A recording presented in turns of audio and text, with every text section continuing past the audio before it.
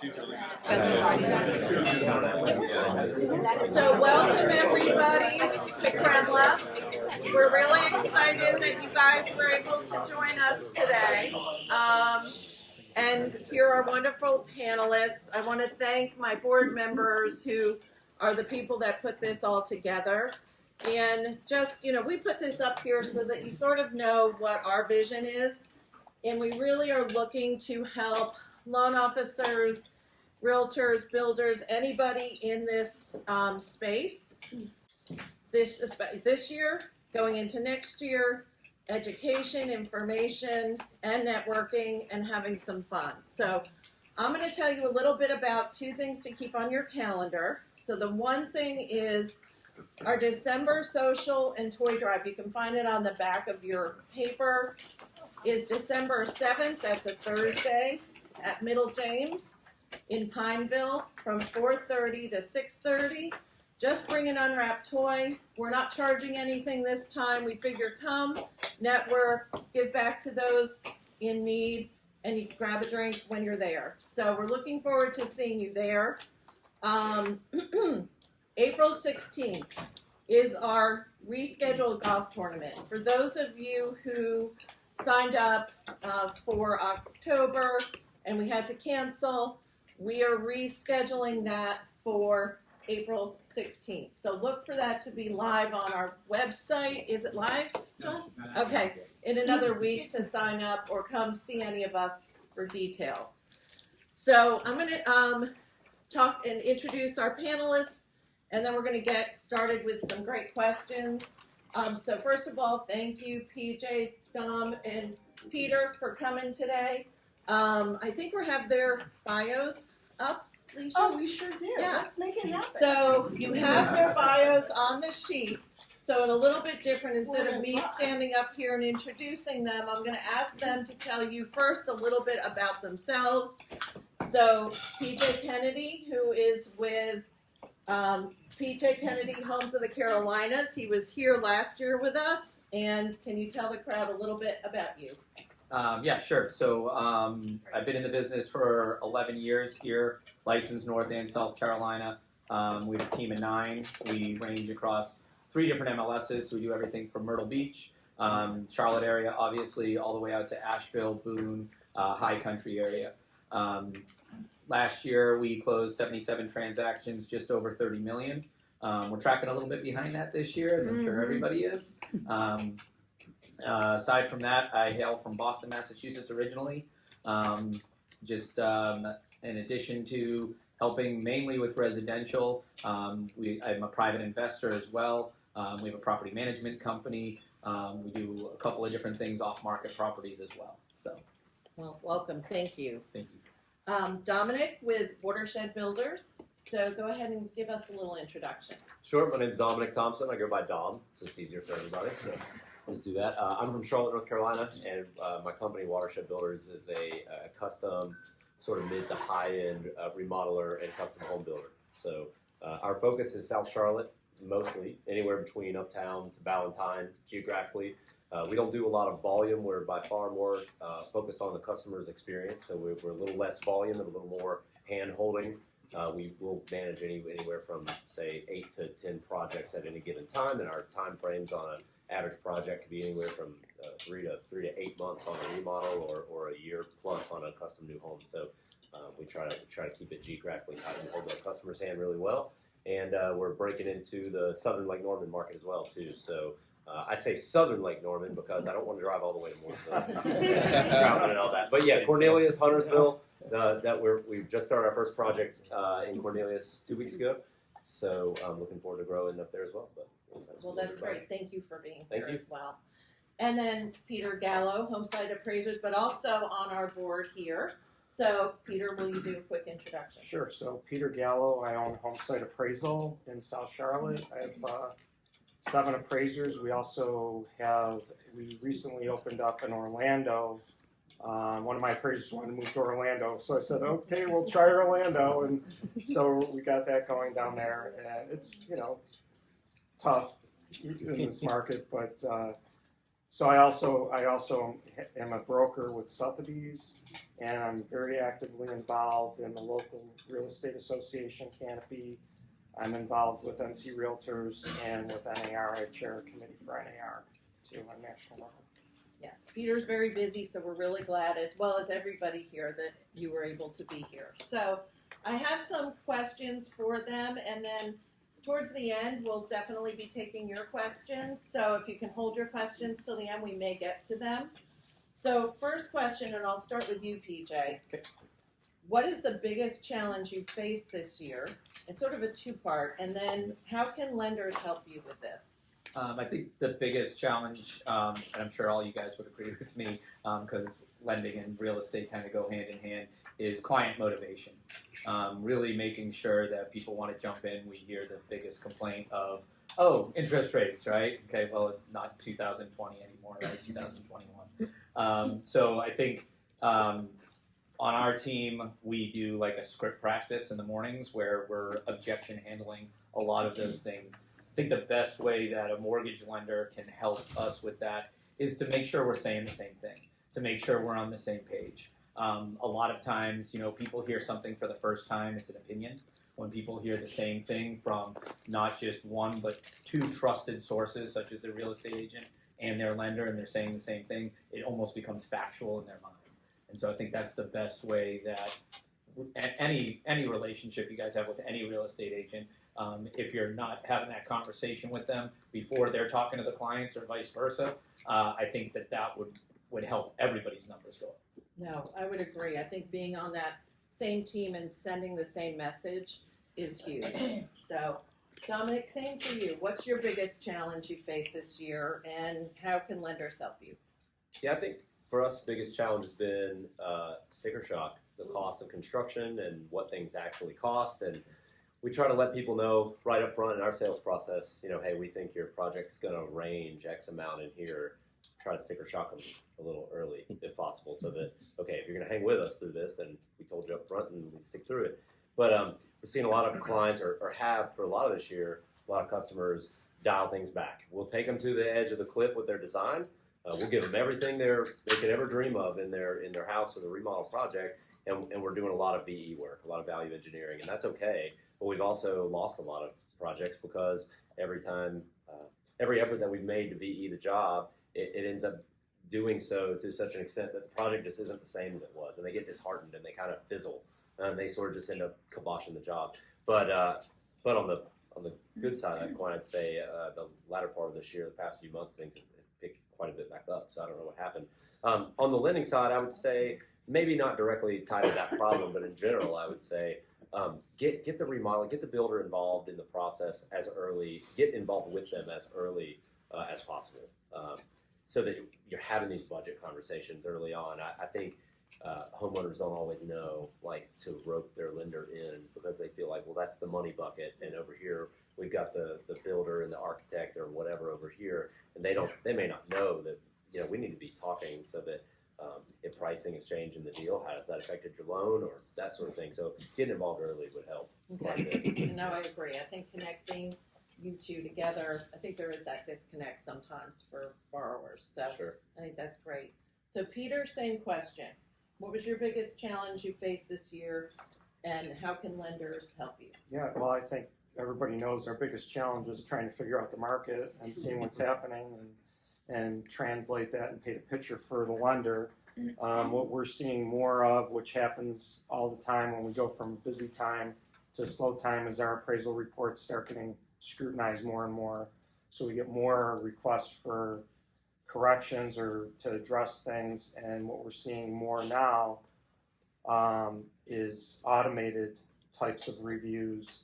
And this whole thing with us not being able to communicate directly with clients and having intermediaries, it's really frustrating for appraisers because 30 years ago we used to be able to pick up the phone, and a lot of appraisers don't understand too that have just come into the business, that I would go to PJ's office and ask him, hey, do you have anything that closed recently that maybe I don't know about that's not out there? And so when the market's like it is right now and there's not as much data, we need to be investigating more, and there's a lot of appraisers that just don't understand how to do that. And so not only are we trying to coach appraisers, but we're also trying to coach realtors. Or we're all realtors. If you belong to the National Association of Realtors, you're a realtor. So as appraisers, most of us have to belong to the MLS to get access. So we're realtors too. But we're trying to educate appraisers, but also our realtor members, our agent and broker members, on how to interact with appraisers and help them, give them the tools to communicate and say, hey, you can communicate. So that's something that lenders can help as well with is, hey, if your appraisers aren't willing to accept information before they send the report, when we're doing development, the agents involved have every right to give the appraiser some information when they go out to the property to do the property visit. The listing agent should meet them there and give them their packet on, their CMA that maybe they've done anything. But what they have to understand is they just can't sit there and go, I need this value. And this is what we need. I mean, but we're investigators, right? And understanding that when we do send the report, we'd rather get all that information up front rather than after the fact. Then we all have to deal with that, right? Because it has to go through the lender and there's regulations. And a big thing too within the GSEs, I'm personally very frustrated with Fannie Mae and Freddie Mac and what they're doing. They have way too much control of the appraisal process, and it's something we've been working on at NAR, developing policy to try and address all these issues, including appraisal independence. Their regulators have said they're going to be looking at appraisal independence requirements again, and we're trying to make them aware of these unintended consequences, which are the middlemen, the AMCs, and the fees that we get charged. All that has nothing to do. It's really detrimental to the whole process. So. And I thank you for being an advocate, because unintended consequences we have all lived with. If you've been in the business as long as I have, you've seen them the entire time. But when they make a policy, they're not really asking us. So I appreciate that. Thank you, Peter. So, all right, I'll start with Dom now. What is your outlook for 2024? Sort of how are you preparing, and is there any advice for lenders to support you? Sure. Surprisingly, we have a lot of projects in our pipeline that are going to start even in January. A lot of our clients on the remodel side don't want to start projects toward the end of the year. Grandma's coming for Thanksgiving, and they'd rather just wait, which kind of creates this lull at the end of the year that you have to do something with, but that's okay.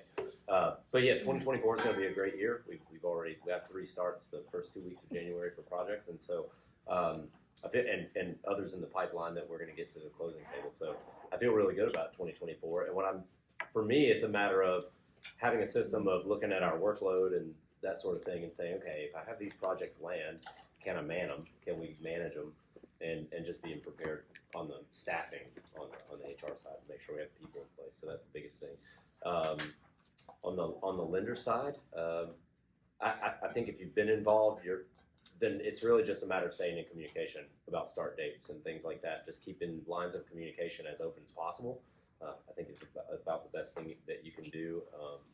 But yeah, I feel great about 2024. Regardless of what and you all read in the news, I feel great. And I think we know home building is that bright spot too. That's just, if you looked at the news, that's what everybody thinks. Home building is the bright spot. But I think we're also in a great area, so everything has really great Rising potential. tide floats all boats. Exactly. Right? That's right. So PJ, same thing. What's your outlook for 2024? How are you preparing, and what can lenders do to support you? Sure. So I'll steal Gary Keller's statement from last August, where he said pretty much that 2024 is going to be a repeat of 2023.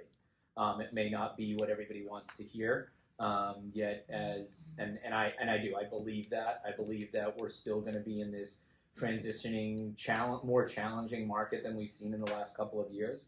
I think the best way that we can approach that is whatever you guys are doing for your activities, we just need to double down on. Again, being in touch with your favorite agents or lenders, being in touch in communication, so that, again, we're on the same page, I think is going to be one of the biggest things. I think one of the big things we're doing for our business, and I just recommend this across the board, is we're playing red light, green light. We're looking at a lot of our expenses and what we're paying out. obviously we all like to do, those really pretty closing gifts, right? Okay. Everybody's like, oh, what do I get, right? And so we're looking at that stuff. Where do we have spending that is not actually bringing us a return? I think I said this last time when I was here. Don't go buying us steak dinners, okay? Meet and partner with the right people, because as 2024 progresses, I think we're going to kind of get back into that market that we saw in the 2012, 2013 era, where you're going to see a lot of things. The inventory is going to increase, and you've got to be poised and ready to do that. So we're doubling down on all of our efforts, and we're really watching our expenses. I think just being prudent and going into next year is good for all of us. So thank you for that. Peter, what about you? What is your outlook for 2024? Sort of how are you preparing, and are there ways lenders can support? So I printed out, if you can pass those around. Interest rates. I think Charlotte is very well positioned for whatever happens. I think if the market breaks out, it's going to happen here first. But if we don't have interest rates, where they need to be. I mean, we've all seen what interest rates can do and the variations. So if they stabilize, I think things will normalize at whatever level they are. It might be, it's all relative. If I get 2 sales come the spring market, that might be better than 0 sales. So that's like a breakout. Who knows? But I really think that we're starting to see the effects, and that's what I passed around. There's 4 printouts of different factors. I think we're starting to see the curl and the trends where median list price is starting to come down, days on market starting to come up, list to sale price ratios coming down. You aren't seeing as many houses sell for 10% of the list or 20% of the list. So it's hard to say. I mean, we'll just have to see what happens. Yeah, no, and I do think the point that you said that Charlotte and our area here is more resilient and will definitely bounce back. And I think all of us just want interest rates to stabilize, right? It'd be great if they went down, but I think we've all suffered from the up and down this year, and that's affected the buyer as well. So actually, PJ, how do you see the market changing in this last quarter of the year?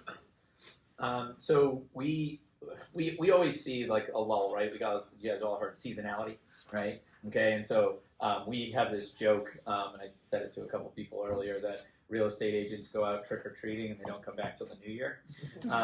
Yet if you look at the NAR statistics, like December is traditionally one of the 3rd busiest months.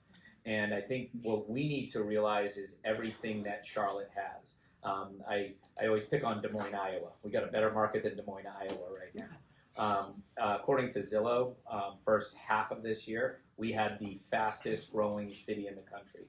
We've always traditionally been number 2 or number 3. Behind Austin, Texas has usually been the number 1. We took that over, according to Zillow, for the first 6 months of this year. And I think there's a couple of reasons behind that. And again, if you guys aren't getting this message out there, we need to be getting this message out there as a whole, all of us. We have the 2nd largest financial institution in the country, okay? You've got 3 of the top 10 banks in the country call Charlotte their home. And so what comes with that? Well, we've got the headquarters for MetLife, right? We know Wells Fargo, Truist, Bank of America, right? Then you've got companies like MetLife coming in, LPL Financial, companies like Movement Mortgage, their headquarters are here. So you have a lot of financial advisors, consolidated planning. So there's a lot that's drawn to this area, which... I'm sorry? Don't forget TowneBank. TowneBank, yes, of course. And there's a lot. I think with that being said, you got to understand that we're not going to slow down. People are going to continue to move people here. And what I've told my team in my office for years is people are going to make moves in their businesses in the 4th quarter, because they want everybody in place by January 1 to be ready to rock and roll, because they want to have a good 1st quarter. And so there's a lot of opportunity around that. And if you're like the MetLifes of the world, I mean, they basically shut down their Boston offices. They went to little storefront stuff.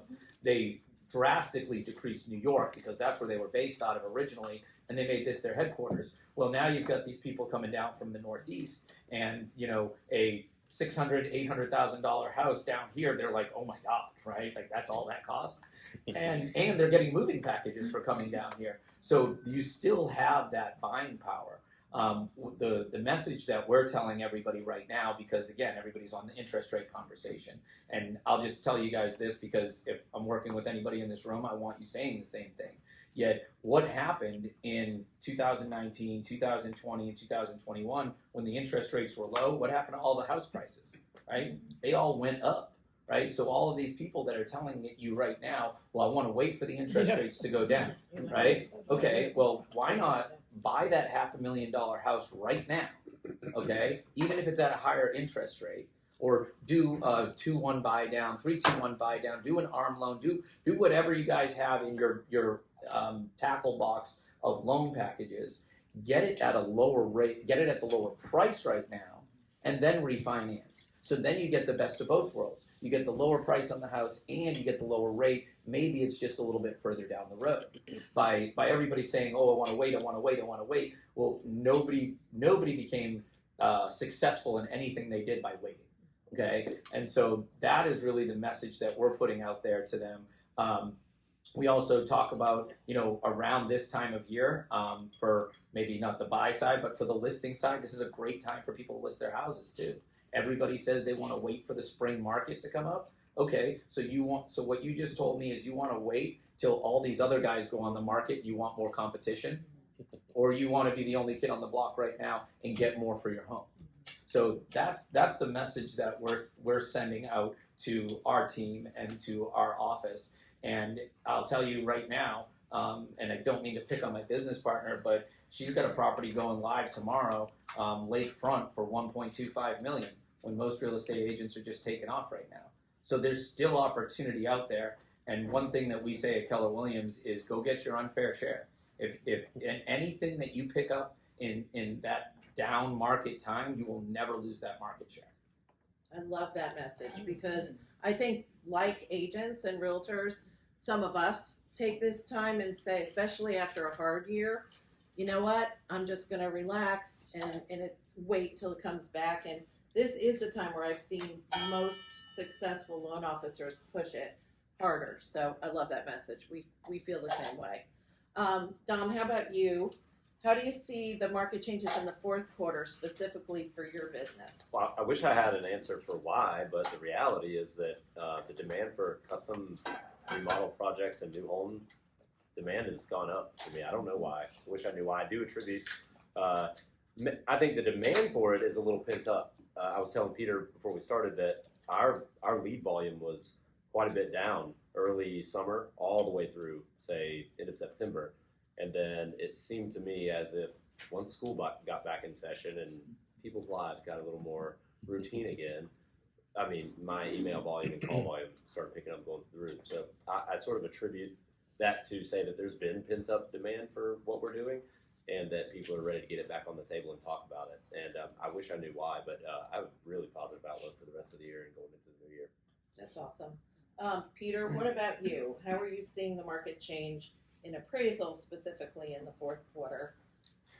Well, I think we're going to see more of the same. I think appraisers are looking at, like I mentioned, Fannie Mae and Freddie Mac. They've been filing more complaints against appraisers. Appraisers don't have that time adjustment tool that they had when everything was going this way.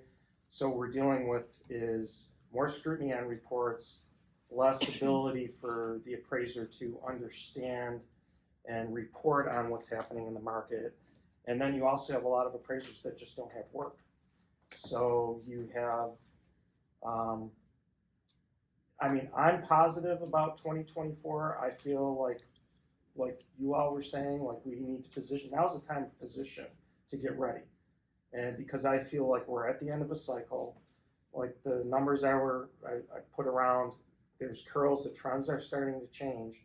If interest rate, it all depends on interest rates again. And it seems like we kind of hit a ceiling, and we were talking the last 3 days, they've come down a bit. But anything can happen if something happens internationally with what we're seeing with this administration. There's so many things that are affecting the economy that no matter what we sit here and predict, it can change. We have a year next year that's a presidential political year, election year, that everybody's going to be at each other's throats, and there's going to be so much in the news that that could disrupt things depending what happens.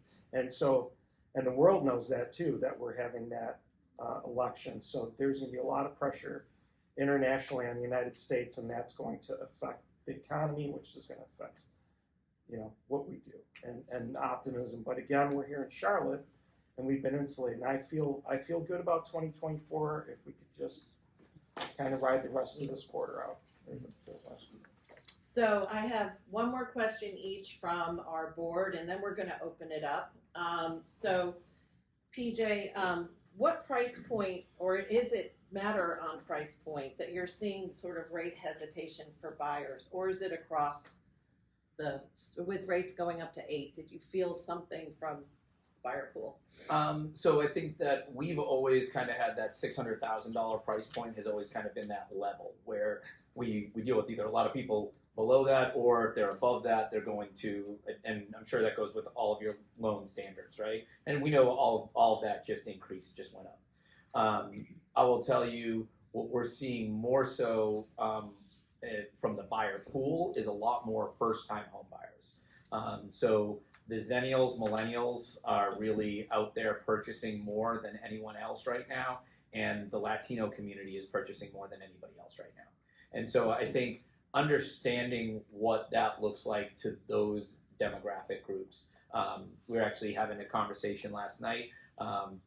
We had a first-time home buyer that we were taking out earlier this year, and she was kind of looking for that, I want this right now, late 20s, early 30s in that millennial window, and she wanted that like perfect home and wasn't going to be willing to move forward without that. Now, on the flip side of that coin, and I think that's where, again, coming in with good conversations, that especially when you're talking with somebody of a younger age group, on average, they're living in homes anywhere from 3 to 5 years, okay? You move up into the Generation Y, Generation X, their average, they're going to stay in a home about 7 to 9 years, and boomers that are still out there are going to be in that home for 10 plus years. And so it's a different mentality in how they're purchasing right now. And that's, again, where we're, again, from the lending side, you guys can really come in and say, well, you know what, if I know that this massive buyer pool is only going to be in this house for, let's say, 5 years, do a different kind of a loan, or do those 2-1 buy downs, do something different that is away from a standard conventional or FHA. And that's where I think we have to get creative with it. Yet, again, we're seeing a lot of people that may have had a certain price point in their mind, and that's why go talk to a lender first, right? Like, I've got a buyer consultation tonight. They talked to 4 different lenders this week before I would sit down and meet with them, because they gave me a price tag of, hey, we want to buy something to $500,000. I was like, great, and you know what that looks like. Mm-hmm. So that, I think, has been the biggest challenge. And when somebody has that notion of $500,000 in their mind, and they start looking at $500,000 homes, and then they don't qualify for that, or the mortgage payment is just going to be too high for them, they're going to get discouraged, and they're just going to say, okay, that's it, I'm going to wait. And then they're going to find excuses to blame it on. I'm going to blame it on the interest rate, because if the interest rate was lower, then I could go ahead and buy this.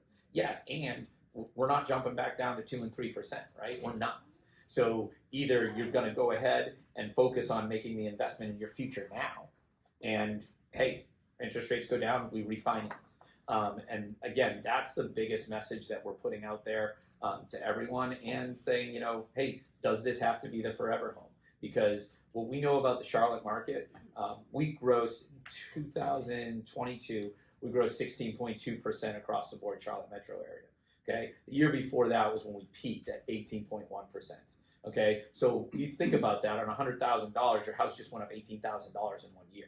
Okay, there's a lot of markets out there that would beg to have those kind of numbers. So listen, this may not be the forever home, this may not be the perfect thing, yet I can promise you that in the next 2 to 3 years, you'll have enough equity that you can sell it and it's not going to be a loss. and most of them are going to stay in it longer than 3 years anyways. So let's take that and let's just build off of this. And then, hey, you know what? Save your money up, and maybe we keep this as a rental property and build your investment portfolio and start doing something like that. Have money working for you, or if you want to go ahead and buy that, like I said, above that $600,000 price point threshold and really get into the next level. Well, now I've got $100,000 plus worth of equity that I can use towards that, and maybe interest rates have improved at that point, and now they can still get that house that they wanted. They may just have to wait a couple of years instead of not buying anything right now and then never being able to afford it.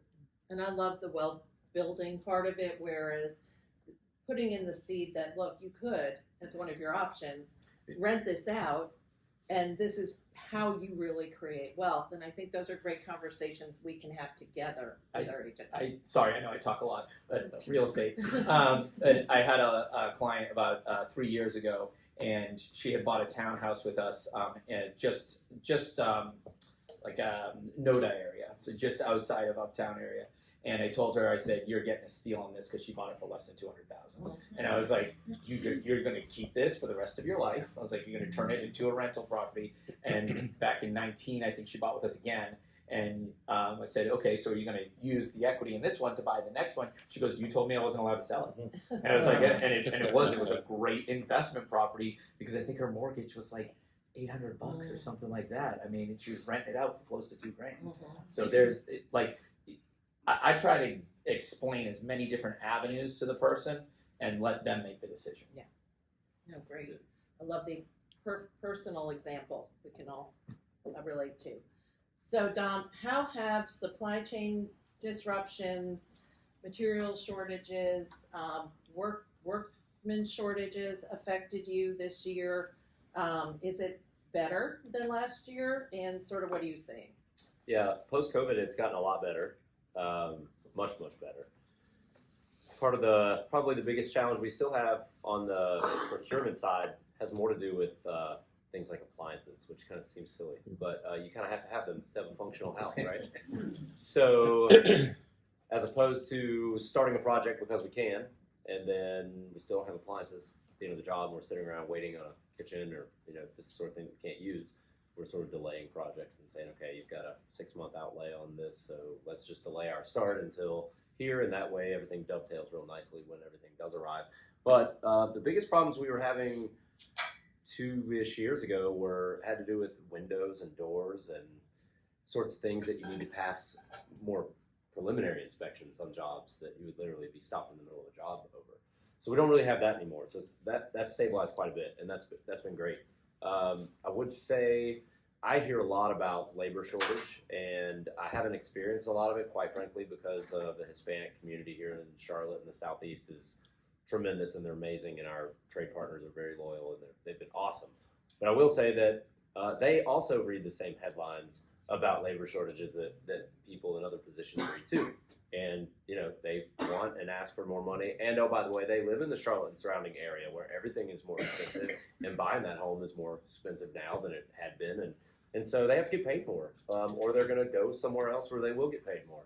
And so the cost of labor is up because of that. Salaries for things like that are up, not only because their cost of living is higher, but because their skills are quite valuable and they're much needed, and they know that. And so they're getting paid more now than they have been before. So that's come into play on the labor side, much the way that materials have gotten a little bit more expensive. But overall, material procurement, things like that, has gotten tremendously better. Yeah, that's great to hear. Basically out of the woods on that. Good.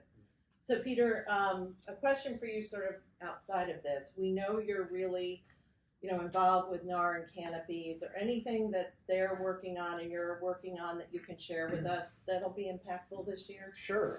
Well, not this year, but Going forward, we're putting some things in place. So national or statewide, there is a national program that basically trying to get appraisers into the profession, because there's been, the dwindling numbers, and they really want to diversify the profession. So nationally, they came out with a program that replaces the actual experience requirements. So right now, you have a trainee working under your supervisor for a year or two, And there's this program that basically puts it, it's virtual, it's online, you deal with a mentor online, and you really never have an actual client. And so while we support realtors, NAR and NC Realtors, we support alternatives for entrance to the profession. NC Realtors here in the state were a little concerned about appraisers going out into the field who might be certified but never actually worked for a real client. So we delayed the rules that the licensing board made to adopt this program statewide. And those rules are on hold, and we're trying to work out some sort of compromise where there's at least some oversight. So that's statewide. We're also, some of you might have have heard of or have dealt with on some of your loans that used to be waivers, and now it's waivers with property data collection or property data records, where you're sending a data collector out to property hall. And that's another Fannie and Freddie. So this is both state and national that we've been working on this. We had a data collector approach one of our members in Michigan to get access to property, and it turned out that they were a convicted felon, that they had just pled guilty to robbing an armored truck with two other, and they made off with over $1 million. And so they pled guilty to it. The guy was out awaiting sentencing, and the AMC was trying to contact the broker to let this guy in the house. So my vice chair of the national committee got this call because it was a friend of hers, and he didn't know what was going on. We told her, she told him, and then they looked this guy up and they found it. So we had an alert for both NAR and NC Realtors, we made information pages so that our members understand what data collection is. These guys aren't appraisers. They're giving the impression. We also did a study at NAR on this topic, and our members are saying that they're giving the impression that they're appraisers, that they're giving the impression that they have more to do with the process than what they really are. And our members don't know who these people are. And that's a real safety issue and a real problem. Nationally, we have our big conference in Anaheim in 2 weeks, and I chair the Real Property Valuation Committee for NAR, and we've been working on policy for appraisal independence requirements, like I had mentioned. So we're giving NAR the tools to operate, because regulators have said, like I said before, that they're going to be looking at these requirements and the unintended consequences, all these third parties, the fees that they charge, and what it's really done. I mean, and then too, like I said, Fannie Mae and Freddie Mac, what they're doing too with their appraisal quality monitoring, with them sending in complaints, with the UAD that they want us to respond to. Appraisers feel pressure that they need to do these things. They need to consider sales that Fannie Mae provides that are really provided by an automated system. And we're appraising a ranch in Dilworth, and they're giving us 2 stories in Ballantyne. And why didn't we use those? And it's that type of thing. It's really insane. And so those are things nationally we're doing and trying to address. Okay. Well, thank you for sharing that. I do want to open up the floor. This is not a microphone to project, but it is for recording. So if anybody has questions, we'll get that over to you. Just raise your hand. Anybody have questions for our panelists? I have a question. Yeah. I don't know that you need to wait for this. I think that's okay. Okay. Sitzer Burnett lawsuit, class action lawsuits. I'm sure most of you guys have been following that. Kind of surprised that the defendants were found guilty yesterday. I have a funny feeling that's going to reshape all of our industry. I'm curious, from the real estate and the NAR side, how you see that panning out in 2024. So in North Carolina, we're somewhat protected because we have buyer's agency agreements so it's made clear to the buyer. A lot of what had happened at the trial, from my understanding, is that buyers and sellers aren't aware of the commission, how it works, and all that. And I think North South Carolina, we kind of, but how this all plays out, I think you might have a better, because you practice more as far as how. But we have to sell ourselves as buyers, as Yeah. buyer's agents.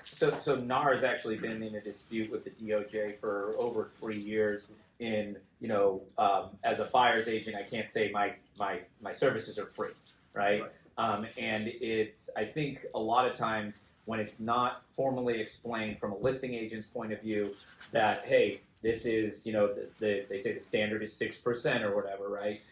That, hey, 6% in the contract is actually paid to the listing firm. So the buying firm or the selling firm that's coming in, it doesn't mean just because there's a 6% real estate commission that 3 has to go to the other side. And I'm sure you guys are seeing on contracts over the last couple of years, it dropped across the board to about 2.5. Some were still listing at 6%, keeping 3.5, giving 2.5. There's an argument that can be made for that. I think the problem in this case was go back to predatory lending. Okay, it was very similar to that, or was not being properly explained. Also, right after that verdict came down, I think there was 8 or 9 other lawsuits filed right away in different states. I think that a lot of uproar and we had this conversation yesterday in our office because Gary Keller actually was one of the people that was testifying. He testified twice. He had to testify via Zoom, satellite, whatever, and then he actually went up and testified in person because it's basically saying that, hey, you signed a contract, you didn't read it, and for whatever negligence, you can go back and say, okay, now I want my money back, right? Which I think that's what's really important is to make sure that people understand that. They understand where their money is going. We actually have a form that's called Confirmation of Compensation. And we'll put it out there, and I don't want to talk negatively, yet there's certain people in our industry that we know will put out higher commissions, and they will keep a higher side on their side and not letting the seller know that. We put forward that form to make sure that they have to show that it has to be signed by the seller. So the seller actually knows if they're paying 6%, where that 6% is actually going. And so I don't think this is, obviously it's not going to be the last that we've heard of this. I was talking with a colleague last night about it, and I was just like, she was talking to me and she was like, how can somebody just sign something and then say, oh, no, now I want my money back, right? And so, again, as Peter brought up with the buyer agency and the exclusive buyer agency agreement that we have in place, it does protect us against that. I think North Carolina, South Carolina is starting to follow into suit with due diligence. I'm sure you guys are all familiar with that. Before South Carolina came on board, I believe there's only 8 states to do that. So I think that North Carolina Real Estate Commission is doing a good job to protect against those things.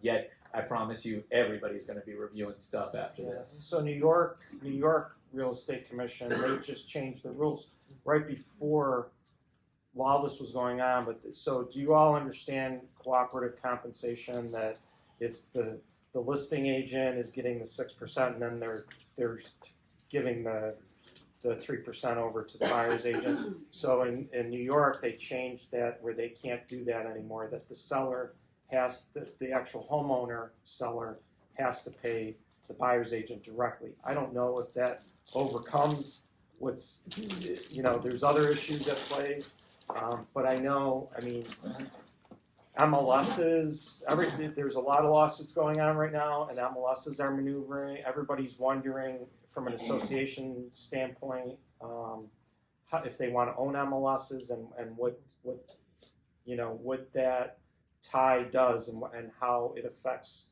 the perception of anti-competition. I feel like part of it too is the administration too. The Department of Justice is involved, which is kind of troubling, Well, and if they don't, what we understand is CFPB can change the rules to do the same thing. Even if DOJ gets cut off, CFPB can still change their rules to go and address the same issues. So we have an issue with it because as far as I look at it, with everything that the DOJ is trying to do against NAR, it's taking away free enterprise, as far as I'm concerned. And, if you actually look at how real estate agents developed over the years, it wasn't always there was a buyer's agent and a listing agent.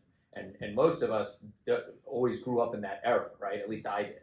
And so there was one agent, they were usually the listing agent. You had to go there and say, hey, I want to buy one of these 10 houses, right? And you pick them off a sheet and you get the carbon copy and everything, right? All that.